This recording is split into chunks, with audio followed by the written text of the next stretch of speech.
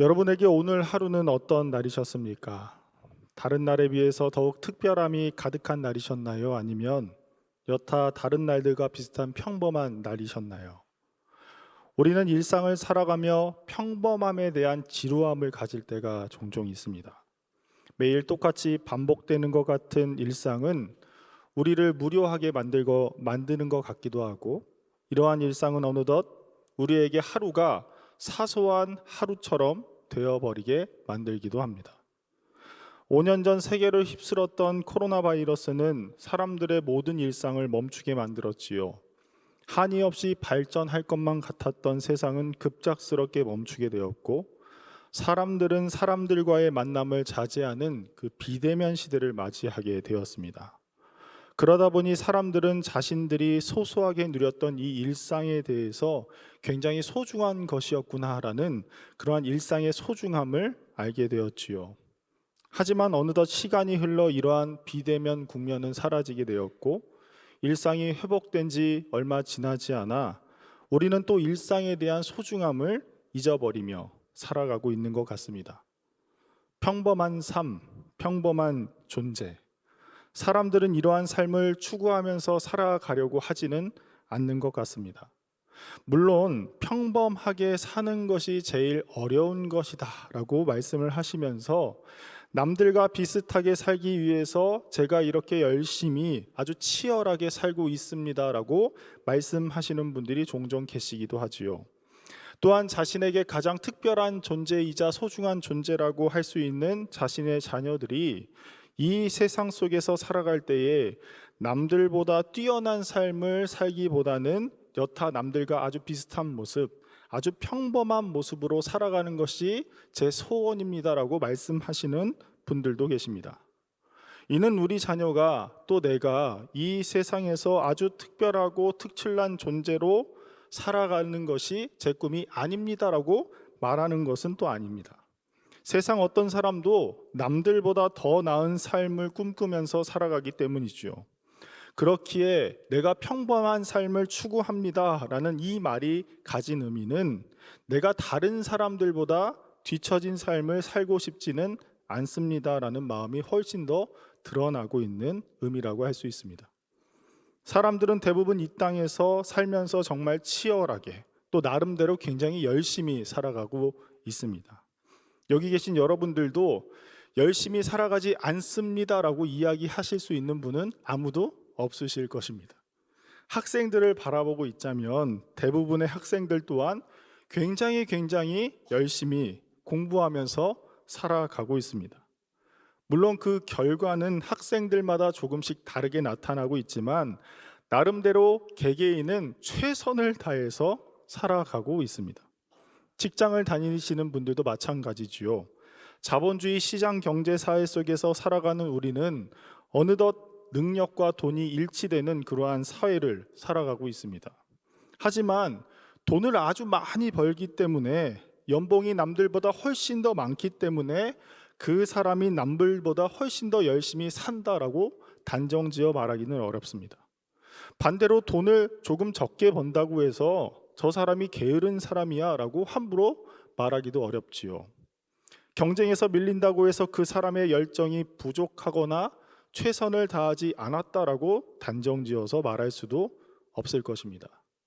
그런데 문제는 우리가 그러한 착각과 생각으로 스스로를 속여가면서, 저 사람은 열심히 하지 않아서 저런 거야.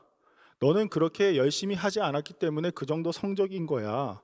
저 사람은 아주 특별하기 때문에, 저 사람은 아주 열심히 했기 때문에 저렇게 살아가는 거야 라고 생각하며 살아갈 때가 종종 있다는 것입니다. 오늘 우리가 함께 본 본문의 말씀은 예수님께서 세례 요한에게 나오셔서 세례를 받으시는 장면입니다. 이 장면은 성경에서 굉장히 중요한 장면 중에 하나인데요, 이 장면이 중요한 이유는 예수님께서 세례를 받으시고 나서야 비로소 예수님의 공생의 사역이 시작되기 때문입니다. 그래서 그런지 이 세례라는 것은 오늘날에도 그리스도인이 되는 첫걸음이라는 의미를 지니고 있습니다. 오늘날에는 세례에 대한 의미가 많이 축소되거나, 세례가 얼마나 귀하고 중요한 일인지, 또 그 과정을 지나가는 것이 얼마만큼의 노력과 헌신이 있어야 하는지 우리는 잘 모를 때가 있지요. 물론 현재 우리 교회도 지금 세례 입교 교육이 진행되고 있는데 8주 동안 진행됩니다.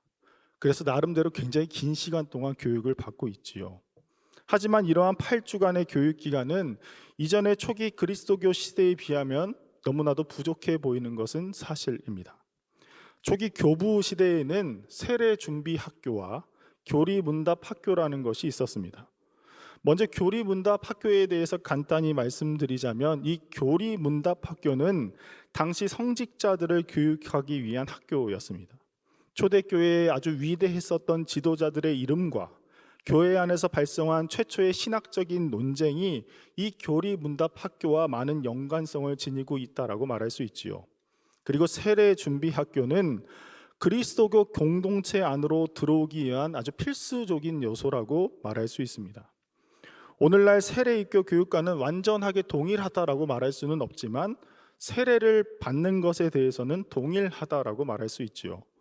당시 세례 준비 학교에서 훈련을 받는 사람은 믿는 자의 어린이, 성인 유대인, 이방인 회심자들이었고, 그들은 세례를 받고 주의 성찬에 참여하기 전 여러 해 동안이나, 이 8주나 16주가 아니라 무려 몇 년 동안이나 예비 세례자인 신분으로 견습 기간을 지내며 살았습니다.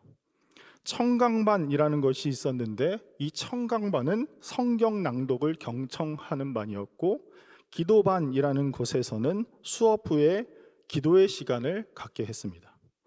그리고 거기서 끝이 나는 것이 아니라 상급반이라는 것이 있었는데, 이 상급반으로 진학하기 위해서는 성도로서의 생활 규범이 상급반에 진학하기에 합당하다라는 증명이 있어야만 했습니다. 그리고 이 상급반에서 끝나는 것이 아닙니다.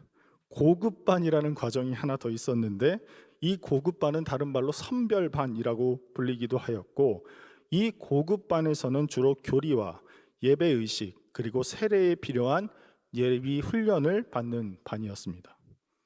여러분 어떠신가요? 세례 받는 일이 참 쉽지 않은 일이라고 여겨지시나요?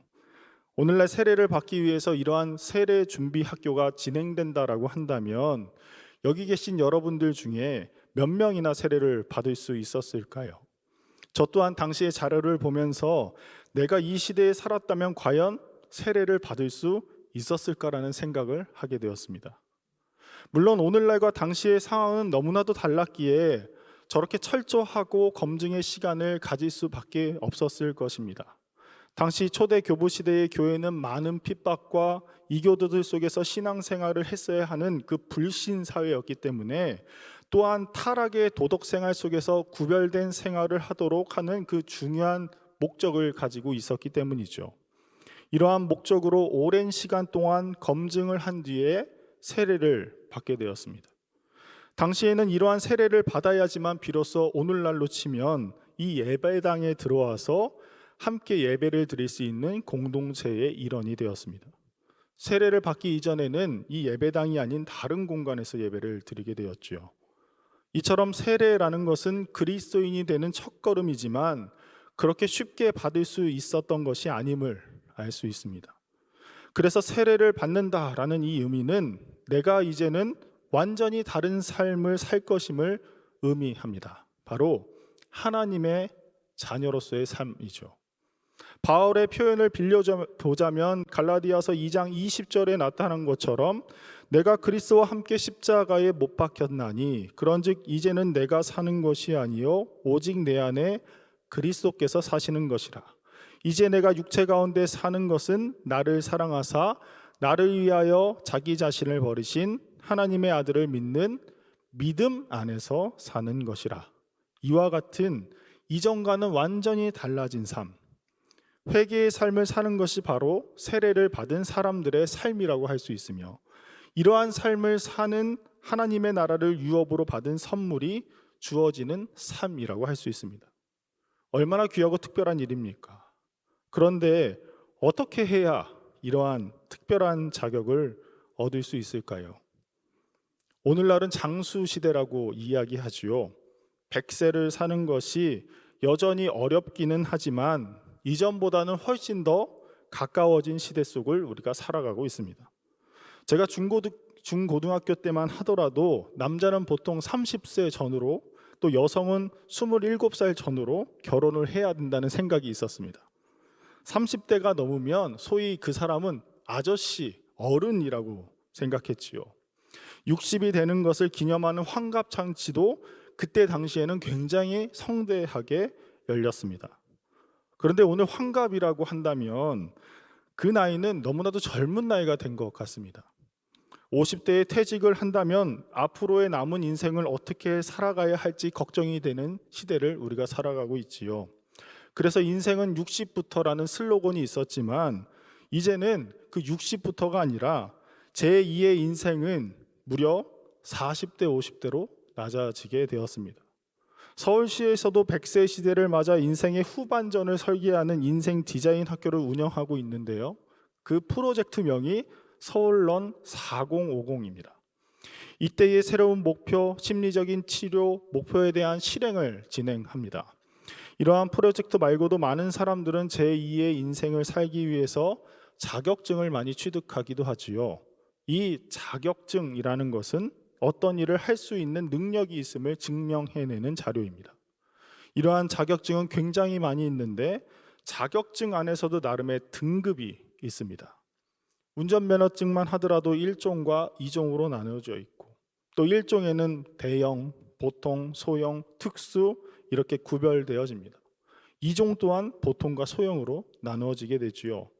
그래서 어떠한 자격증을 가지고 있느냐에 따라서 그 사람이 할 수 있는 영역이 넓어지게 되고 취득하기 어려운 자격증을 가지면 가질수록 그 자격증의 가치는 훨씬 더 높아지게 됩니다.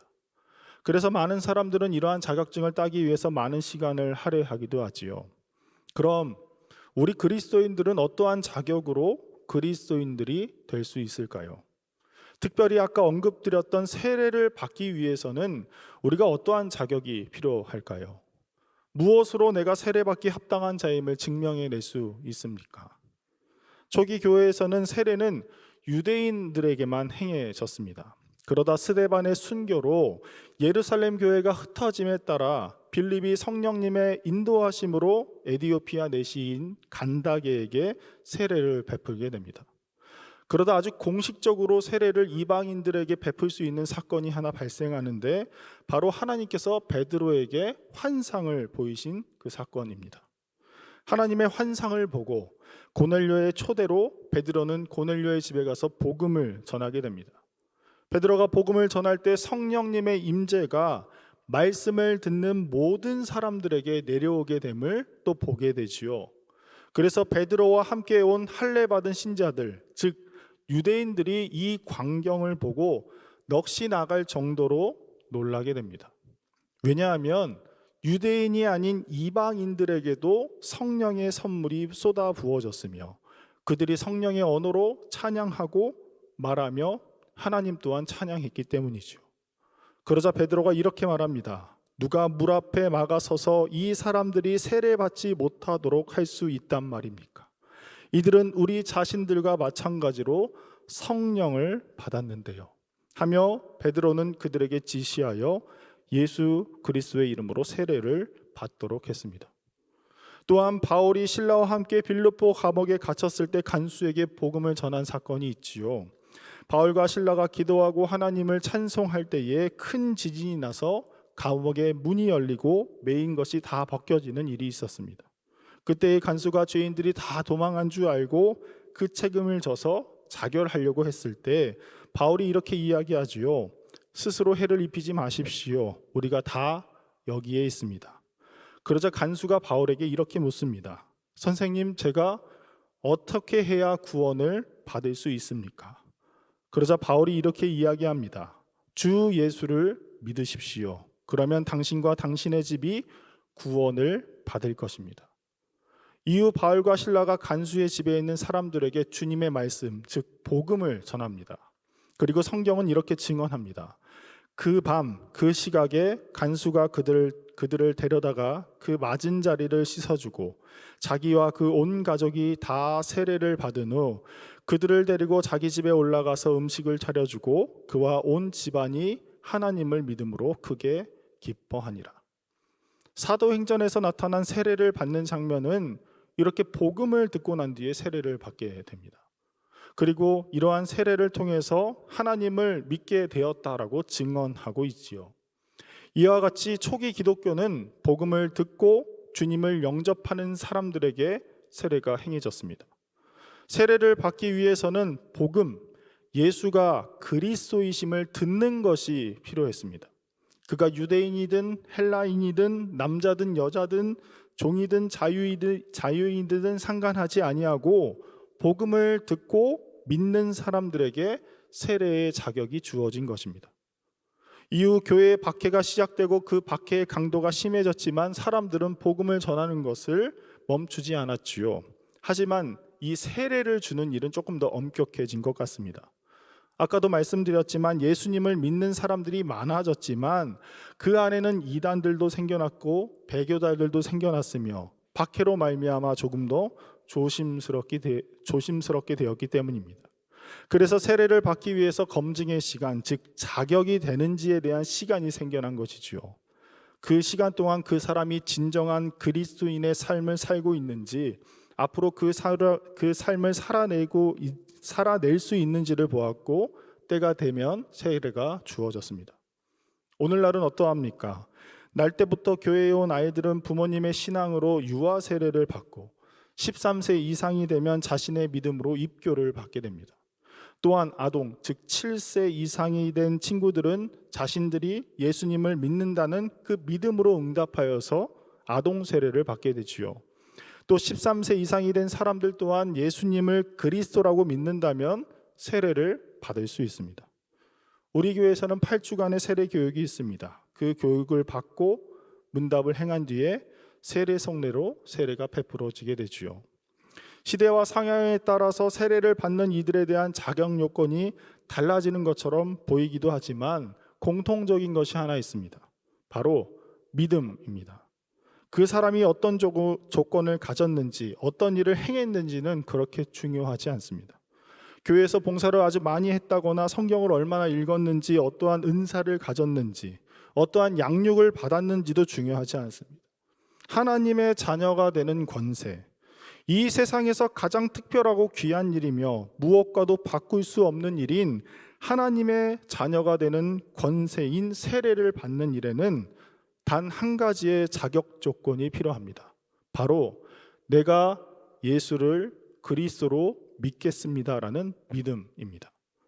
초기 사도 시대에도 복음, 즉 예수가 그리스도이시다라는 사실을 듣고 받아들인 사람은 그 사람이 이방인이든 유대인이든 남자든 여자든 노인이든 어린아이든 자유인이든 종이든 상관하지 아니하고 세례를 베풀었습니다. 교회의 박해 시대인 초대 교부 시대에서도 예수가 그리스도이심을 믿고 예수님의 말씀을 따라 살아가는 사람들에게 세례가 행해졌습니다. 오늘날에도 예수님이 그리스도이심을 믿는 이들에게는 누구나 세례가 행해지고 있습니다. 천지를 만드시고 전지전능하신 하나님의 자녀가 되는 엄청나고 이 놀라운 일, 세상에서 가장 특별한 일이라고 할 수 있는 세례가 어찌 보면 가장 평범해 보이는 고백으로 이루어지고 있는 것 같습니다. 이러한 세례의 특징은 바로 예수님의 세례로부터 시작되고 있음을 우리가 알 수 있습니다. 오늘 본문의 말씀을 보시면 이때에 예수님께서 갈릴리로부터 요단강에 이르러 요한에게 세례를 받으려고 하셨다라고 시작합니다. 이때라고 명시되어 있는 것처럼 이때는 굉장히 중요한 때처럼 보이지요. 그럼 이때는 언제, 어떤 상황을 가리키고 있는 때일까요? 앞서 본문의 내용을 가리키고 있는 이때는 요한이 유대 광야에서 회개하라 천국이 가까이 왔다라고 선포하고 있는 때입니다. 즉 요한이 하나님의 나라가 가까이 왔음을 상기시키면서 회개를 촉구하고 회개하러 나아오는 자들에게 회개의 세례를 베풀 때였습니다. 그럼 요한은 이때 누구에게 세례를 베풀었습니까? 하나님의 자녀의 삶을 앞으로 살겠노라라고 다시금 마음을 돌이키는 그 회개에 나오는 그 모든 사람들에게 회개의 세례가 행해졌습니다. 그냥 요한에게 나오는 자들이 아니라 회개에 합당한 열매, 즉 진정한 마음의 회개를 하는 사람들이라면 그 사람이 바리새인이든 사두개인이든 상관하지 아니하고 물로 세례를 베풀 때가 바로 그때였습니다. 하나님의 나라의 운동이 시작되는 때, 그때에 예수님께서도 요한에게 나아가 세례를 받으시려 한 것입니다. 본문에 등장하고 있는 굉장히 중요해 보이는 이때에, 그런데 사실 이때를 예수님의 입장으로 두고 그 초점을 맞춰서 생각해 보자면 그때는 사실 늘상 가장 평범한 때라고 말할 수 있습니다. 우리는 예수님을 굉장히 특별하게 생각하지요. 우리가 예수님을 만나야 한다. 특히 우리가 교육부나 청년부에서 수련회를 갔을 때 기도 제목으로 수련회 기간 동안 우리 아이들이, 우리 청년들이 예수님과의 인격적인 만남이 있게 해달라고 늘상 기도 제목이 나타나지요. 제가 교육부에 오랜 시간 동안 있으면서 공통되게 생각하시는 것이 이 수련회 기간을 굉장히 특별하게 생각하신다는 겁니다. 모든 것에는 그 예산이 얼마만큼 사용되는지가 그 일에 대한 중요성을 나타내는 한 가지의 척도인데, 보통 교육부 예산을 살펴보면 이 수련회 예산이 굉장히 많이 잡혀 있는 것을 알 수 있습니다. 특히 청소년으로 올라갈수록 많은 예산이 잡혀 있지요. 이는 이 수련회가 아이들의 인생의 터닝 포인트로 작동을 많이 할 수 있다는 기대감이 있기 때문입니다. 이전에 수련회 기간 동안 성령의 체험을 하였다, 아이들이 하나님과의 만남을 가졌다, 많은 찬양과 기도, 말씀으로 아이들이 변할 수 있는 아주 중요한 프로그램이다라고 생각하였고, 그렇게 특별하게 생각하는 기간으로 여기기도 합니다. 물론 이러한 기간 동안 우리는 하나님을 더욱 가까이 만나기도 하고 특별한 경험을 하기도 하지요. 그래서 이러한 프로그램은 여전히 우리에게 굉장히 중요합니다.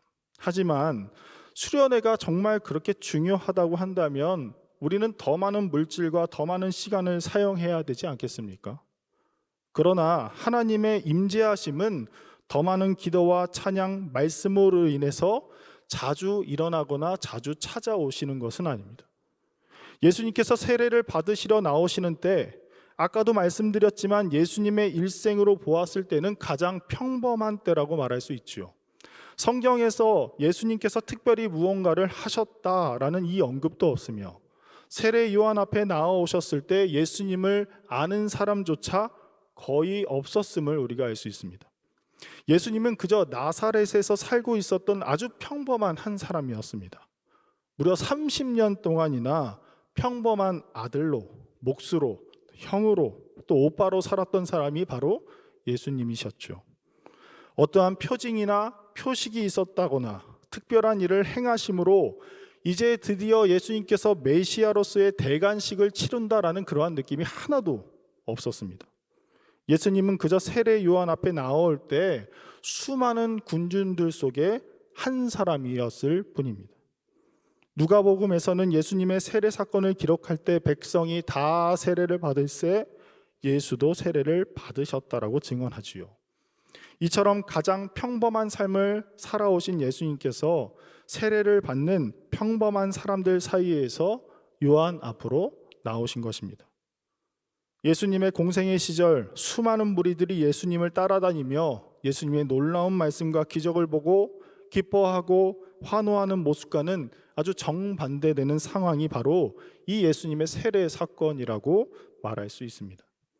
요한을 제외하면 어떤 누구도 예수님을 특별한 사람이라 생각하지 아니하였고, 예수님의 생애에서도 특별한 행동이나 표식이 전혀 없었을 때에 예수님은 요한으로부터 세례를 받으셨습니다. 그런데 어떠한 일이 일어났습니까? 오늘 16절 17절 말씀입니다. 예수께서 세례를 받으시고 곧 물에서 올라오실새 하늘이 열리고 하나님의 성령이 비둘기같이 내려 자기 위에 임하심을 보시더니 하늘로부터 소리가 있어 말씀하시되 이는 내 사랑하는 아들이요 내 기뻐하는 자라 하시니라. 평범한 몫으로 30여 년간의 삶을 사시다가 요단강에서 다른 사람들처럼 세례를 받으신 예수님에게 하늘이 열리고 성령이 임하는 아주 놀랍고 특별한 사건이 벌어졌습니다. 그리고 하늘로부터 소리가 있었다라고 증언하지요. 하나님께서 예수님에게 하신 특별한 사랑의 메시지입니다. 이는 내 사랑하는 내 아들이다. 내가 그를 기뻐한다. 나는 그가 너무나도 좋다. 하나님 아버지의 따뜻한 마음이 담긴 사랑의 고백이 들려진 것이지요. 예수님을 향한 따뜻한 사랑의 메시지는 단순한 사랑의 고백에서 그치는 것이 아니라 예수님이 바로 하나님에 의해 선택받은 존재임을 보여주는 메시지이기도 합니다. 요한이 베풀었던 세례는 하나님께로 돌아감을 촉구하는 세례였습니다. 이 세례를 받으신 예수님에게 하나님은 예수님이 하나님의 아들이며 사랑하는 자임을 보여주셨습니다. 예수님의 제자들이 베푼 복음을 전하며 복음에 응답한 사람들에게 베푼 세례 또한 예수님께서 세례를 받으셨던 것처럼 성령의 임재하심으로 하나님의 자녀가 되는 세례였습니다. 이러한 특별한 사건인 세례는 어떠한 특별한 행동이나 특별한 사람들에게 주어진 것이 아니었음을 오늘 말씀을 통해서 우리가 알 수 있습니다. 하나님의 특별한 인재하심, 하나님의 특별한 부르심, 하나님의 특별한 택하심의 사건은 우리가 준비한 것으로 시작되지 않습니다. 우리는 가끔 우리의 행동과 모습, 우리의 행위로 말미암아 하나님과의 만남을 이룰 수 있다라고 생각할 때가 있습니다. 특별한 행동과 특별한 장소, 특정한 무언가를 통해서 우리에게 조금 더 영적인 무언가가 일어날 수 있다라고 생각할 때가 있지요. 물론 그렇게 될 때도 있습니다. 하지만 모세가 불타는 떨기나무를 바라볼 때가 언제였습니까? 그가 미디안 광야에서 매일같이 양을 치던 어느 날 아주 특별한 광경이었던 불타는 떨기나무 속에서 하나님의 임재를 바라보았습니다. 가이사라에 살고 있던 백부장 고넬료가 언제 하나님의 환상을 보았습니까? 그가 매일같이 항상 하던 기도의 시간 중에 갑자기 하나님께서 그에게 특별한 환상을 보여주셨습니다. 예수님께서 이 땅에 오셨을 때 예수님은 아주 평범한 가정에서 평범한 모습으로 우리에게 오셨고, 공생의 사역을 시작하기 전 세례를 받으셨을 때에도 예수님은 30년 동안 평범한 몫으로 아들로 지내시다가 이 세례를 통하여서 하나님의 놀라우신 임재와 선택하심의 메시지를 듣게 되었습니다. 우리는 어떻게 예수님을 알고 예수님을 우리의 그리스도라고 믿을 수 있었습니까? 우리의 평범한 일상 가운데 아주 특별한 하나님의 임재가 있었기 때문은 아니었을까요? 예수님의 세례 사건은 단순히 예수님이 메시아이심을 그 대관식과 같은 의미를 전달하고 있지는 않습니다. 오히려 이 세례 사건을 통해서 요한복음 3장 16절의 말씀인 하나님께서 세상을 얼만큼 사랑하시는지가 아주 확실하게 드러나고 있음을 우리에게 보여줍니다. 특별하지도 않은 우리를 특별한 눈으로 바라보시는 하나님의 그 사랑과 하나님의 특하심이 드러납니다. 여러분, 우리의 일상은 특별하지 않을 수도 있습니다. 우리의 삶이 그리스도의 삶을 살아내는 데는 너무나도 부족해 보일 때도 있습니다. 그러나 하나님은 우리의 열심으로, 우리의 남다름으로 우리를 택하시는 분이 아니십니다.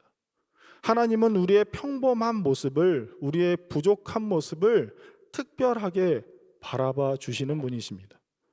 여러분의 어제와 오늘의 일상이 매일매일 반복될 것 같은 그 일상이 하나님에게는 굉장히 특별한 일상이 되며, 남들과 별반 다를 것 없는 우리의 모습이 하나님에게는 천하보다 귀한 아주 특별한 존재로 여겨집니다. 하나님의 사랑과 선택하심을 받은 사랑하는 정능의 형제 자매 여러분, 우리를 이토록 사랑하시는 하나님으로 말미암아 여러분의 일상은 평범한 일상이 아니라 아주 특별한 일상이 되었음을 기억하십시오. 하나님은 매일매일 매 순간마다 여러분을 향해서 이렇게 말씀하십니다. 너는 사랑하는 내 자녀이다. 내가 너를 기뻐한다. 나는 내가 좋다.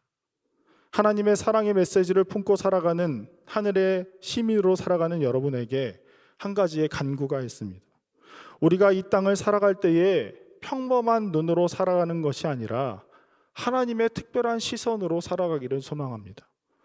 평범했었던 나를, 우리의 그 평범했었던 일상을 하나님의 특별한 자녀로, 또 하늘의 축제로 바꾸어 주신 우리 하나님 아버지의 시선을 닮아서 세상 속에서 스스로를 평범하게, 아니 스스로를 부족하다고 여기며 살아가는 사람들에게 귀한 복음을 전하고 하나님의 사랑의 메시지를 전하며 살기를 소망합니다. 기쁨이 없는 이들에게, 소망이 없는 이들에게, 하루를 그저 하루로 여기며 살아가는 이들에게 하나님의 특별한 메시지인 그 복음을 전함으로써 그들의 일상을 하나님과 동행하는 특별한 축제의 날로 변화시키는 그러한 사람들이 되기를 간절히 소망합니다. 우리가 그렇기 위해서는 먼저 우리의 평범한 속에 담겨 있는 하나님의 특별한 시선으로 이 세상과 사람들을 바라보아야 할 것입니다. 여러분의 평범한 속에 담겨 있는 하나님의 특별한 사랑을 발견하십시오. 여러분의 하루에 묻어 있는 그 하나님의 사랑을 기억하십시오. 그리하여서 세상에서 가장 특별하고 아름다운 그리스도의 향기를 내뿜으며 이 세상을 변화시키며 살아가시는 저와 여러분이 되기를 간절히 소망합니다. 함께 기도하겠습니다. 사랑과 은혜가 풍성하신 하나님 아버지, 주님께서 평범하고 아니 보잘것없는 우리를 사랑하시어 세상이 감당할 수 없는 존재인 하나님의 자녀로 삼아주심에 참으로 감사를 드립니다. 우리가 주님께 무엇을 한 것도 없음에도 불구하고 하나님은 우리를 선택해 주셨음을 우리가 기억합니다. 우리의 평범함 안에 담겨있는 놀라운 하나님의 특별한 사랑으로 우리의 삶을 살아내게 하여 주시고 우리의 평범함 속에 담겨있는 하나님의 특별한 사랑을 세상 속에 드러내 많은 사람들에게 주님의 사랑의 말씀을 심어줄 수 있는 그 복음의 전달자가 되게 하여 주시옵소서. 감사드리며 예수님의 이름으로 기도드리옵나이다. 아멘.